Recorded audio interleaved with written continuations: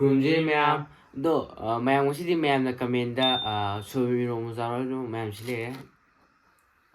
ꯑꯗꯩ ꯀꯩꯅꯣꯅꯦ ꯇꯦꯅꯋꯥꯡꯕꯤꯅꯦ ꯑꯗꯩ ꯊꯨꯝꯌꯥꯛꯄꯤ ꯇꯥꯎꯕꯅꯦ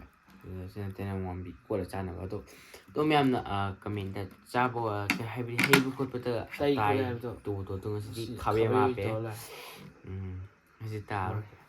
ꯆꯥꯅꯤꯡꯉꯤ ꯑꯩꯅ ꯁꯣꯏꯕꯨꯝ ꯏꯔꯣꯝꯕꯁꯦ ꯑꯩ ꯈ꯭ꯋꯥꯏꯗꯩ ꯄꯥꯝꯕ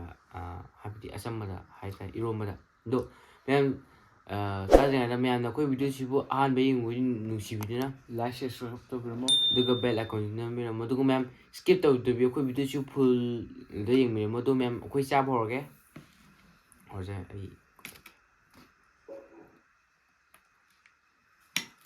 ꯑꯩꯅ ꯄꯨꯊꯖꯒꯦ ꯍꯥꯏꯅꯤꯡꯉꯤ ꯍꯥꯎꯅꯤ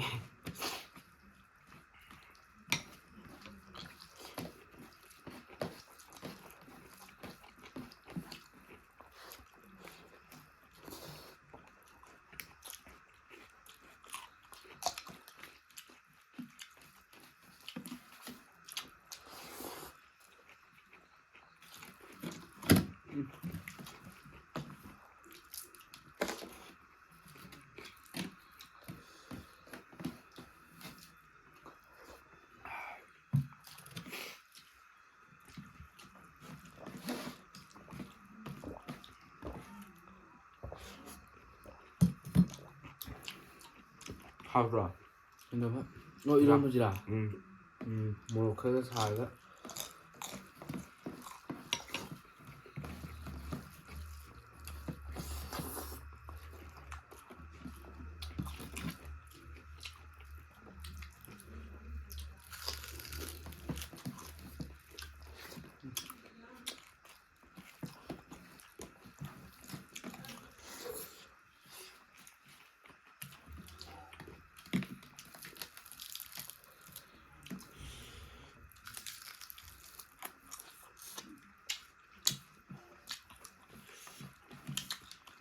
ꯊꯨꯝꯌꯥꯛꯄꯤꯁꯦ ꯉꯥ ꯃꯔꯨ ꯈꯔ ꯉꯧꯔꯒ ꯆꯥꯕꯗꯤ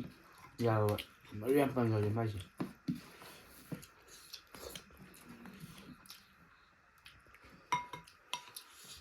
ꯆꯥꯛꯄ ꯕ꯭ꯔꯦꯛꯅꯤ ꯑꯣꯀꯦ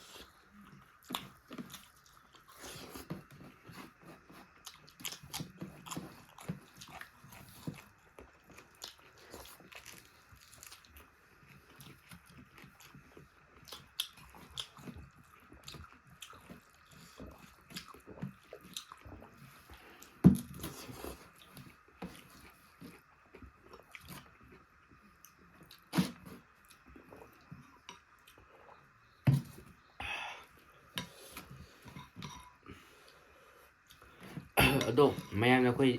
ꯁꯣꯏꯕꯨꯝ ꯏꯔꯣꯝꯕꯁꯦ ꯆꯥꯕ ꯍꯩꯕ ꯆꯥꯕꯗꯣ ꯑꯗꯨꯝ ꯃꯌꯥꯝꯅ ꯆꯥꯅꯤꯡꯕ ꯑꯗꯨꯝ ꯀꯃꯦꯟꯗ ꯑꯩꯈꯣꯏ ꯑꯗꯨꯝ ꯆꯥꯖꯔꯛꯀꯦꯕ ꯃꯌꯥꯝ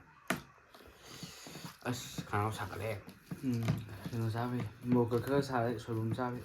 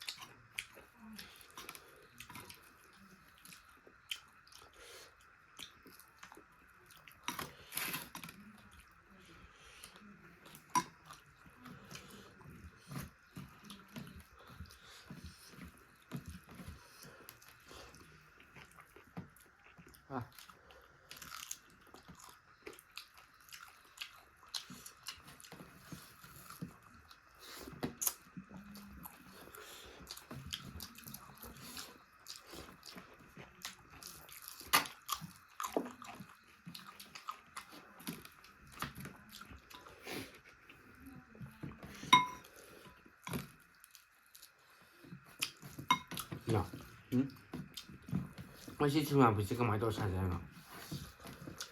ꯀꯃꯥꯏꯅ ꯇꯧ ꯁꯥꯏꯖꯥꯠꯅꯣ ꯀꯪꯍꯜꯂꯤꯅꯤ ꯀꯩꯅꯣ ꯑꯗꯨꯝ ꯊꯨꯝ ꯌꯥꯛꯑꯦ ꯊꯨꯝ ꯊꯥꯛ ꯆꯥꯔꯕ ꯊꯥꯛꯇꯦ ꯑꯩꯁꯨ ꯈꯪꯗꯦ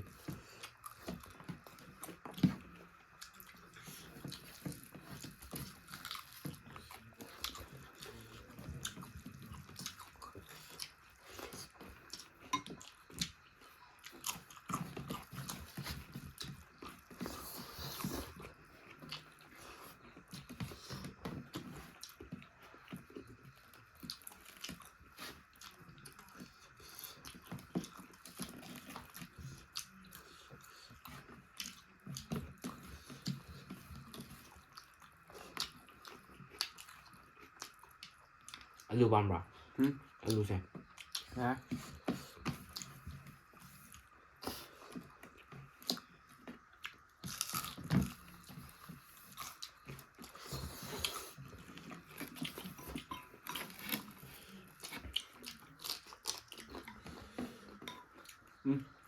그러다 이승장 뭘로 좀 비슷해 이승장 맞지? 소금네 어쩌고 넌 알루 와이봐 좀 봐기 좀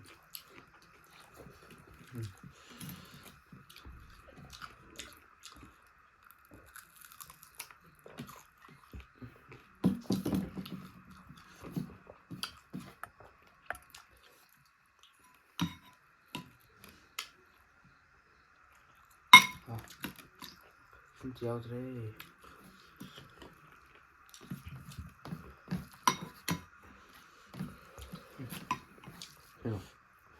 nga mong phải thế nào vậy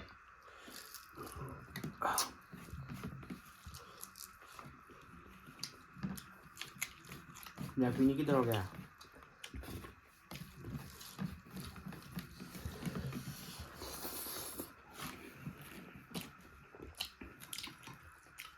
hay chơi kìa